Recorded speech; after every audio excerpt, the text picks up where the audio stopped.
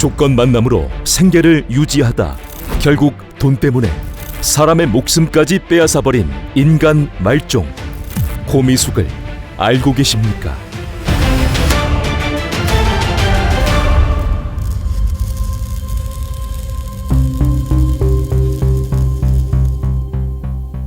(2014년) 경기도 파주에서 거주하는 30대 중반의 여성 고미숙은 피아노 강사 행세를 하고 100만 원에 가까운 월세를 내면서 명품 가방의 수입 차량 그리고 수시로 해외여행을 다니며 살고 있었다.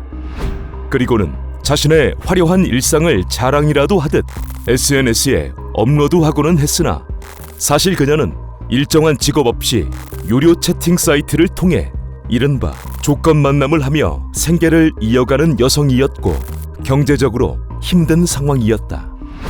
그녀는 1년 넘게 월세도 내지 못하고 휴대폰 요금도 내지 못해 정지를 당할 지경이었으며 수입 차량의 할부금과 수천만 원의 빚독촉에 시달리며 살고 있었다. 그럼에도 사치를 부리는 그녀의 곁에는 채팅에서 만나 관계가 깊어진 최 씨라는 남성이 있었는데 최 씨는 처음에는 고 씨의 월세까지 지원해주며 관계를 이어갔으나 언제부터인가 경제적 지원을 끊었고 결국 그녀는 오피스텔에서 쫓겨나 거처를 옮겨야 했다. 그러던 2014년 5월 25일 고 씨는 여느 때와 같이 채팅 사이트에 접속해 여러 남성들에게 우리 서로 아껴주고 사랑해주는 애인 하기로 해요 라는 메시지를 보냈고 자신에게 잘 맞춰주는 50대 남성과 대화를 주고받다가 다음 날 만남을 약속했다. 다음 날인 2014년 5월 26일 아침 인천에 거주하는 50대 남성 박 씨는 거짓으로 서울로 면접을 보러 간다는 말을 하고 고미숙을 만나기 위해 집을 나섰으며 자신의 블랙박스까지 직접 꺼가며 박 씨는 파주의 통일전망대 인근에 도착하게 된다.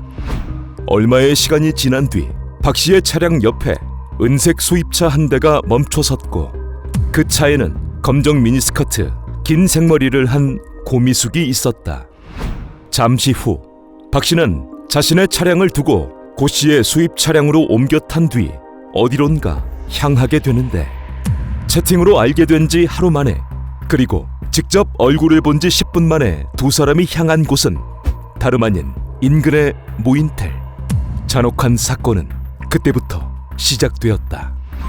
모인텔에 도착한 두 사람은 함께 방으로 들어갔고 술이 필요했는지 잠시 후 박 씨가 편의점에서 술을 사왔으며 이후 두 사람은 함께 시간을 보내게 되는데 이때 박 씨를 만나는 목적이 귀금속 구입 자금 마련이었던 고 씨는 술을 마시며 범행을 저지를 기회를 엿보게 된다.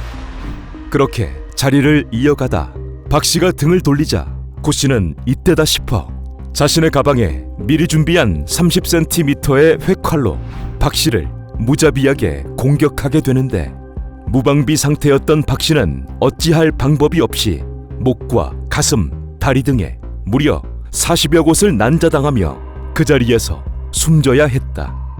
그렇게 처음 본 남성을 무참히 숨지게 해버린 고 씨는 이후 박 씨를 어떻게 처리할 것인지를 고민하며 하루를 보냈고 다음 날인 5월 27일 오전 그녀는 모인텔에서 나와 전기톱과 여행용 가방, 세제 등을 가지고 나온 숨진 박 씨의 카드로 구입해 늦은 오후 모인텔로 돌아왔다. 사람을 숨지게 하고 전기톱과 세제를 사들고 왔다면 어떤 짓을 할 것인지 짐작되는 상황. 박 씨의 시신을 잔혹하게 훼손한 고 씨는 모인텔 내부를 깨끗하게 물청소한 뒤 숨진 박 씨의 상반신과 하반신을 차에서 가져온 가방에 따로 담아 보관하게 된다. 그리고 다음 날인 5월 28일 오전 그녀는 자신의 차량 트렁크에 가방을 싣고 집으로 향하게 된다. 고 씨는 숨진 박 씨를 트렁크에 실어놓은 채 무려 이틀이나 유기 장소를 고민하게 되는데 여기서 놀라운 점은 카드사의 신분 확인 요청으로 실패하기는 했으나 고미숙은 숨진 박 씨의 카드를 들고 금은방을 다니며 2천만 원 정도의 귀금속을 구입하려 했다는 것이었다.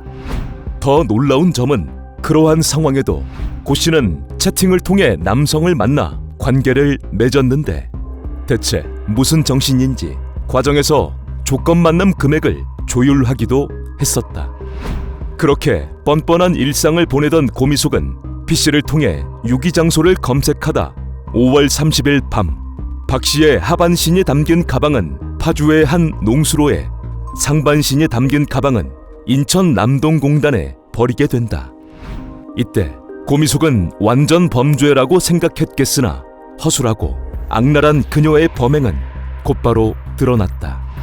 박 씨가 숨진 지 5일째인 5월 31일 오전 8시경 인천의 남동공단.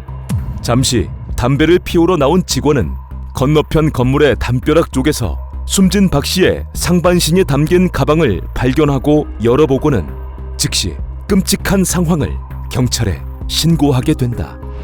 신고를 받고 수사를 시작한 경찰은 지문을 통해 피해자가 박 씨임을 알아냈고 최초 경찰은 범인이 남성일 것이라고 추정했으나 가방 안에서 나온 긴 머리카락과 부러진 손톱 조각을 보고 여성일 수 있다는 가능성을 열어두었다.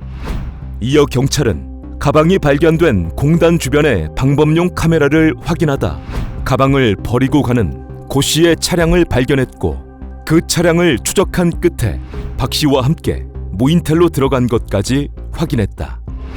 경찰은 가방이 발견된 다음 날인 2014년 6월 1일 증거를 종합해 고미숙을 범인으로 특정한 뒤 그녀의 기지국 위치를 파악하고 거주지를 찾아 긴급 체포했으나 고미숙, 그녀는 제정신이 아니었다.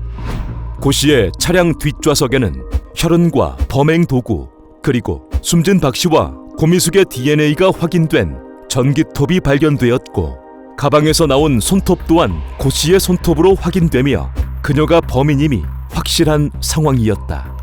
하지만 어이없게도 그녀는 박 씨가 채팅에서 먼저 접근해 대화를 했고 그러다 호기심에 만났는데 갑자기 위협을 하면서 무인텔로 자신을 데려가 덮치려 했다는 것이었다.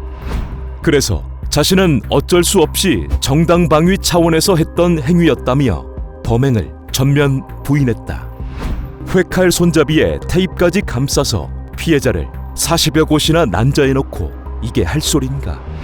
이후 고 씨의 휴대폰을 복구한 결과 그녀의 말은 모두 거짓이었고 고 씨의 가방에서는 숨진 박 씨의 신용카드들과 전기톱을 구입한 영수증까지 발견되며 모든 증거들이 그녀를 범인으로 지목하고 있었다. 이렇듯 넘쳐나는 증거들에도 고 씨는 끝내 범행을 부인했는데 과연 재판 결과는 어땠을까? 재판에서 고 씨는 정신분열 증세에 따른 심신미약을 주장했고 채팅 사이트에서 자신이 했던 것은 해킹이었다는 황당한 변명을 했으나 재판부는 범행 수법이 매우 잔혹하고 사체를 유기한 뒤에도 다른 남성과 관계를 갖는 점은 피해자와 유족에게 어떤 죄책감도 없다며 징역 30년을 선고했다. 그럼에도 끝내 고 씨는 심신미약을 주장하며 항소에 이어 상고까지 하게 되는데 2015년 8월 대법원 역시 징역 30년을 확정했다. 고미숙은 현재 청주여자교도소에 수감돼 있는 것으로 알려졌고 형기를 다 채운다면 60대 중반에 출소하게 된다.